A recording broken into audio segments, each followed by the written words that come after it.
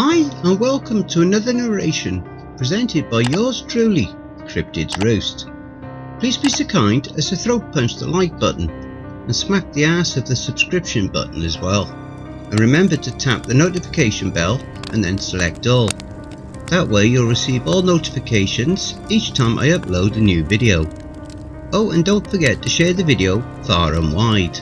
This will all help with YouTube's algorithm and will help promote the channel more.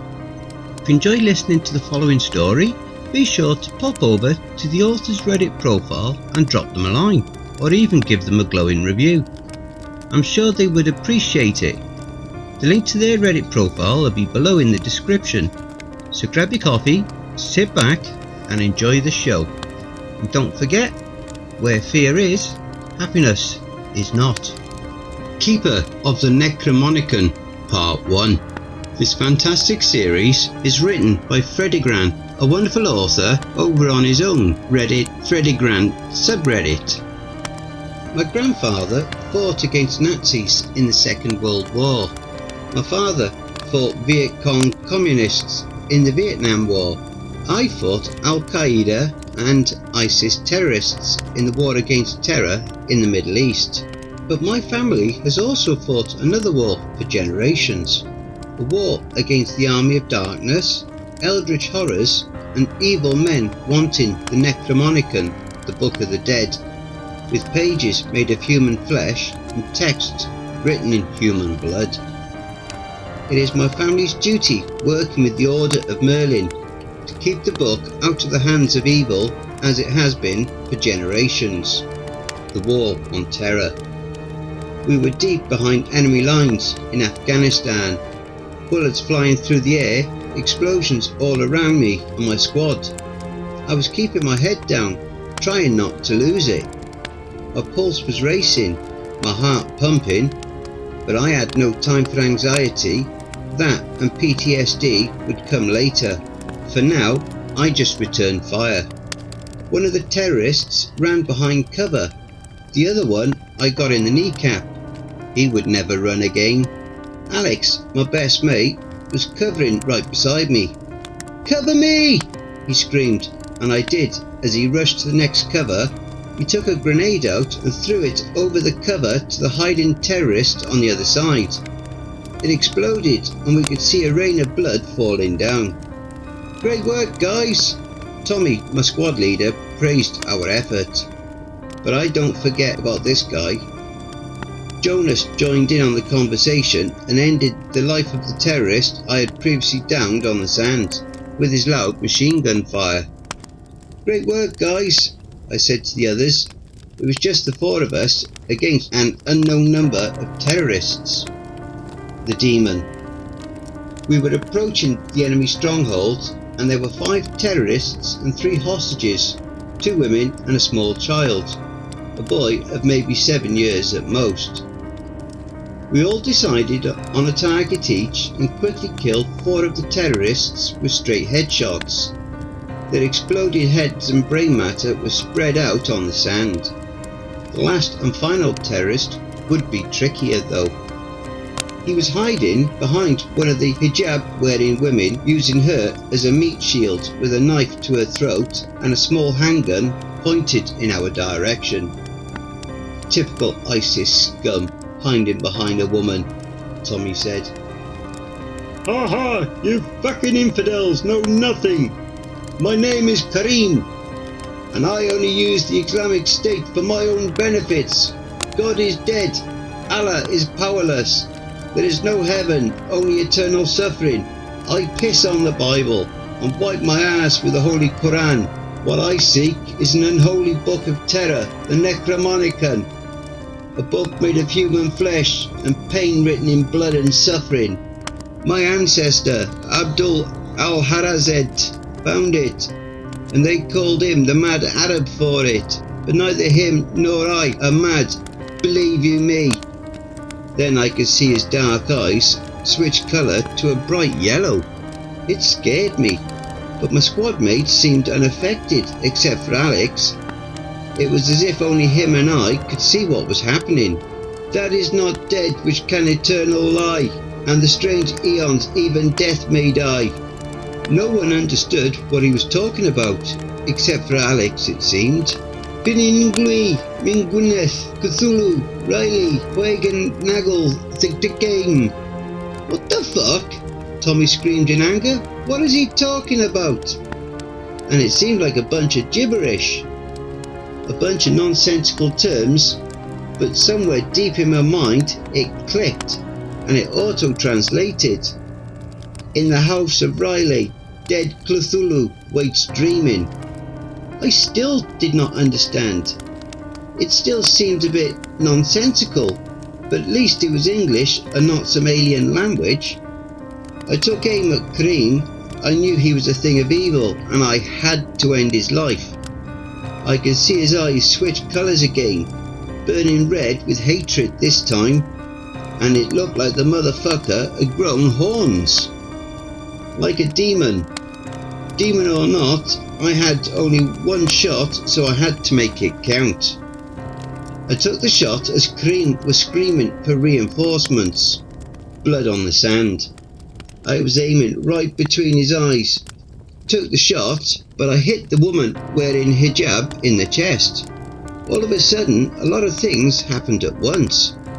Time seemed to slow down into bullet time, like the Matrix movies or the Max Payne video game. Kareem slit the throat of the woman. The boy screamed out in Arabic, but somehow it translated to English in my brain. Mother!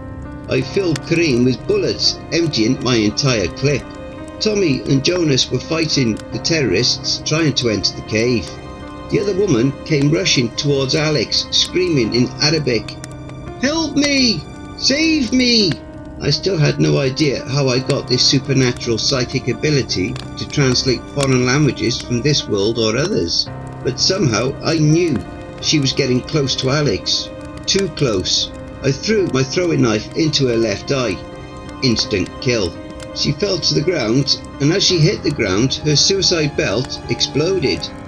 I could see Alex was too close to the explosion. Holy shit! Jonas turned into this direction and saw what had just happened.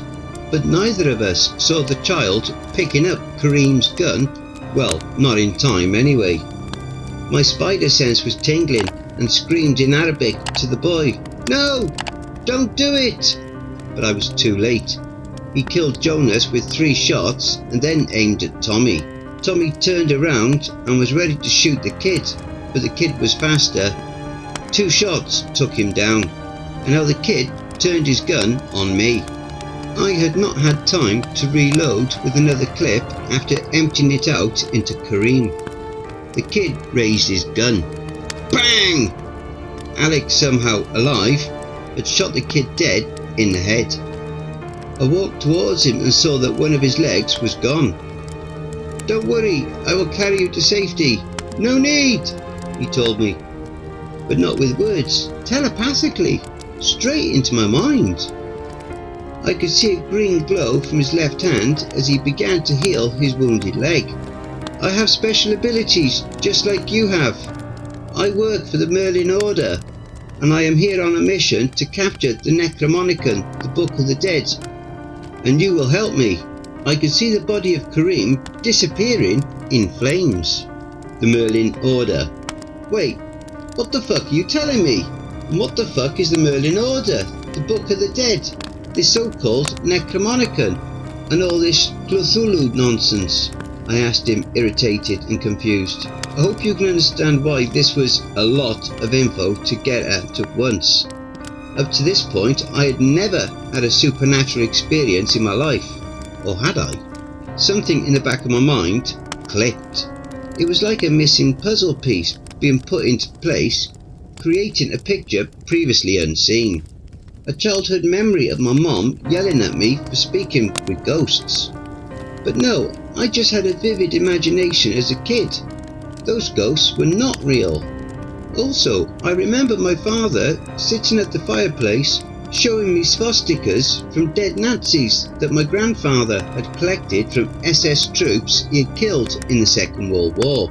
And my father had cut ears from the Viet Cong that he had killed in the Vietnam War. And there was something else that he had said about Cthulhu. an eldritch god with a beard made of tentacles like some hentai monster, but far more sinister and ominous. And the book from the mad Arab, Abdul al-Harazed, made out of the flesh of innocent humans he had tortured and killed fathers and mothers, and the pages were written with their children's blood. Something about this book having the power to wake Cthulhu sleeping in the house of Riley. When he woke up, he would end the World War. But alas, I had no time to reminisce. More terrorists were coming. Somehow, my newfound supernatural intuition told me my spider sense was tingling, to put it into comic book terms. Yes, I am like you. Gifted, I am a healer, as you can see. But your powers are more powerful than mine. You are of a special family. The Order planted me as your friend to always keep you safe. We cannot secure the Necronomicon without you. Okay, what's this about my family? Well, fuck that. You are a healer, so you can heal Tommy real quick. He is still alive. He is for now, but won't be for long. An unfortunate sacrifice for the greater good. I healed myself and must rest before using my power. And for Jonas, I am sad to say I cannot bring anyone back from the dead. There are limits to my powers. We must go now, and quick. More terrorists are coming, and worse things, much worse. We cannot let them find us. This was also a lot to take in. So the Order had planted him. Was he ever truly my friend? Also, I did not like the coldness in his voice. I understand we could not save Tommy, but he seemed uncaring. Meanwhile, my eyes were filled with tears. We walked past him screaming for help, but we just left him there. I could see the enemies finding him, hearing him screaming in pain, and then an explosion. I guess he ended it all with his grenade. Good on him. Rest in peace, Tommy. And Jonas too, of course. The blood of Christ. Well, it seems like I have no choice but to trust my life in Alex's hands. For now. So where is this Necronomicon? I cannot tell you exactly, my friend, but it's close by. Somehow I can feel it in my body, and I can feel that we are getting close. It's like playing hot and cold as we did when we were kids. Yes, and it's getting hotter and not colder. The trail, it is this way. I could see a small cave. Footsteps in the sand made a trail I could easily follow, even without supernatural abilities. It must be in there, I told my childhood friend, who was secretly working for some strange order. Yes, it is. The Book of the Dead. Finally, I had never seen Alex so overcome with joy, and we had known each other all our lives. But I'd become hesitant. Should I really give the book to him? The alarms in my mind were going off, and really loud too. So I guess both my grandfather and father worked for this order. What makes my family so special, and how many members does this order have? It is a secret society, sworn to keep mankind safe from the mad Arab and any supernatural or eldritch horrors. Only the leader, Merlin himself, knows the exact number of operatives, but we are spread all across the world. Trust, you and me. Merlin? It cannot be the one from the tales of King Arthur, can it? It most certainly could be, but is it? That needs further confirmation. All I know is he is very old and very powerful. If he is so fucking powerful, why have he not destroyed the book by now? And what the fuck does he need me for? I asked, angry and confused. Well, the book cannot be destroyed, or it could doom us all, this world and countless others, and not even Merlin himself can touch it. Only one who has a pure heart, the blood of Jesus Christ himself in them, like your family have. Don't forget, if you enjoyed that story, be sure to pop over to the author's Reddit profile and drop them a line, or even give them a glowing review. I'm sure they really would appreciate it. The link to their Reddit profile will be below in the description. Don't forget to check out the merch store. The link will be in the description and also in the video thumbnail. And if you'd like an honourable mention, send in a snapshot of yourself with your purchase and I'll feature it in one of the videos. Have you written a creepypasta story you would like me to narrate? Have you had any cryptid sightings, paranormal or supernatural encounters, or even had a creepy or terrifying situation you would like to share? Well, I now have my very own subreddit community where you can submit your stories. The link for that is also in the thumbnail as well as below in the description. You can submit your stories there, or you can send them to cryptidsroost@gmail.com. If you wish to remain anonymous, that's fine with me. Now I also have a Facebook group, Twitter, Reddit and Discord. And if you'd like to support the channel and help make it grow, my PayPal is paypal.me/cryptidsroost, and any and all donations would be gratefully received. Again, that will also be below. And don't forget, where fear is, happiness is not.